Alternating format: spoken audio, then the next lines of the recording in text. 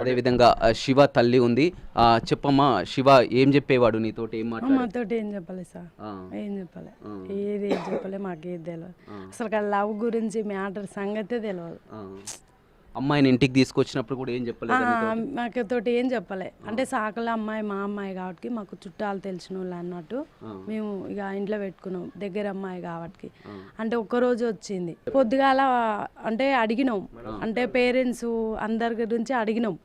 అడిగితే చేస్తే చెప్పింది ఇట్లా, మా మమ్మీ టార్చర్ పెడుతుంది, మా మమ్మీ మంచిది, అంటే లేడీస్ ఎట్లుంటుంది అన్నీ నేను అడ్రస్ అడిగిన బాధలు చెప్పింది, కొన్ని అమ్మ పరిష్కారం బాధలు చెప్పింది.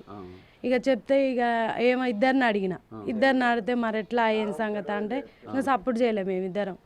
ఇక నైట్ ఉన్నారు, పొద్దుగాల తెల్లారి మేమిద్దరం మా ముగ్గురం మాట్లాడుకొని పంపిద్దానని ఇలా కేసు వచ్చింది మాకు. కేసు రాగానే చేయగానే ఇక వీళ్ళు వచ్చి డబ్బడబ్బడ పంచాయతీ పెట్టుకోరు చేసి తీసుకెళ్ళారు. ఇక అంతే. శివ ఏం చెప్పలేదు? శివ అంటే ఒక అమ్మాయి మన సాకులోళ్ళ అమ్మాయి అని చెప్పిండు, తెలిసిన అమ్మాయి అని అన్నాడు. నేను ఇట్లా అమ్మాయిని అడిగిన, మీరు ఎట్లా ఏం సంగతి అని అన్నీ చెప్పింది వివరాలు మొత్తం. చెప్పంగా చేయగానే మరి రేపు పంపిద్దానరా అని అబ్బాయితోటి మాట్లాడిన. పంపిద్దానగా ఇవన్నీ అడ్రస్లు వచ్చినాయి, ఇవన్నీ దబ్బర మీద పంచాయతీ వచ్చింది అంతే. ఇక వాళ్ళ అమ్మ ఇబ్బంది పెట్టేదంటనా?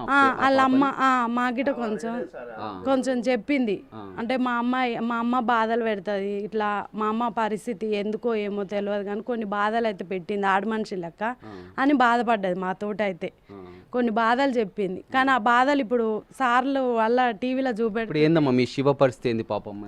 ఇంకా మా శివ పరిస్థితి అంటే ఇంకా నేనేం చెప్పాలి, ఎందుకంటే అమ్మాయి ఫోన్ చేసినందుకు వెళ్ళిండు శివ అక్కడికి వెళ్ళిండు. అంటే ఫస్ట్ ఈ అన్ని మ్యాటర్లు వదిలిపెట్టాను సార్. ఇప్పుడు ఆ మర్డర్ సంగతి ఒక విషయం మాట్లాడుతున్నా నేను. ఆ అమ్మాయి పరిస్థితి వల్ల మా ఇద్దరు పిల్లలు ఇరికిర్రు, అలా ఇరికిన వల్ల ఇప్పుడు ఆ పరిస్థితి ఏందో అమ్మాయిని బిర్రు చేస్తే నా పిల్లలకి శిక్ష అన్నమాట బయట పడుతుంది. నా డౌట్ అది ఒక్కటి, కేవలం అమ్మాయి తప్ప అని నేను చెప్పలేను, ఎందుకంటే వాళ్ళు నన్ను అంటారు. ఇక మొత్తం పరిష్కారం మొత్తం నేను ఏ డీటెయిల్ చెప్పాను, నా బాధ నా కడుపులో ఉన్నది, వాళ్ళ బాధ వాళ్ళ కడుపులో.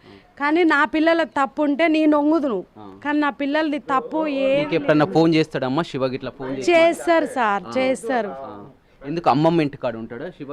అంటే మాకు ఈ లవ్ గురించి ఎవ్వరికి తెలియదు, ఆయననే ఒక్కడు కాబట్టి పని చేసుకొని మాట్లాడి అన్ని చేసి పోయేది, మాకు తెలియదు ఇవన్నీ. చూడొచ్చు, మొత్తం మీద చాలా వరకు అమాయకులు అని చెప్పవచ్చు. వీరి తల్లిదండ్రులకు కూడా జరిగినటువంటి విషయం కూడా ఏం తెలియదు. శివకు ఈ విధంగా లవ్ అని కానీ ఆ అమ్మాయి అని కానీ తెలియదు. కానీ మొన్న శుక్రవారం రోజు ఇక్కడికి అమ్మాయి వచ్చినప్పుడు కూడా మేము మందలించాము అని ఎవరు ఈ అమ్మాయి అని కూడా తండ్రి కూడా శివతో అడగడం జరిగింది. తన స్నేహితురాలని చెప్పడం జరిగింది. అయినా కానీ స్నేహితురాలని ఇంట్లోకి తీసుకురావడం ఏందని ఆ రోజే హెచ్చరించాను, మళ్ళీ పంపిస్తానని చెప్పడం జరిగింది. కానీ ఈ విధంగా జరిగినటువంటి విషయం కానీ అమ్మాయి ఫోన్ చేసి పిలిపించుకొని హత్య చేసి ఇంత ఉదంతం కూడా మాకు నివ్వరపోయాము, నిజంగా షాక్కు గురమయ్యామని కూడా చెప్తున్నారు. చిన్నప్పటి నుంచి కూడా శివ ఆ అమ్మమ్మ ఇంటి వద్ద, ఏదైతే ఆ కట్టంగూరు మండలంలోని డీజే నిర్వహించుకుంటూ అమ్మమ్మ ఇంటి వద్ద ఉంటారు. అప్పుడప్పుడు తమతో ఫోన్లో మాట్లాడతారు. కానీ ఇంత దారుణమైనటువంటి పరిస్థితి మేము ఊహించలేదని చెప్తున్నారు. అదేవిధంగా తల్లి కూడా కామెకు కాస్త మెంటల్గా కూడా ఏం మాట్లాడుతుండో కూడా తెలియలేని పరిస్థితి. ఇటీవల మాట్లాడినటువంటి మీడియాలో కూడా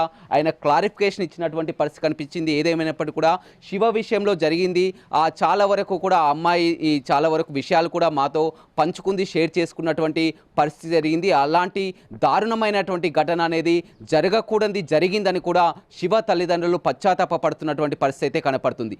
రవితో రమేష్, బిగ్ టీవీ,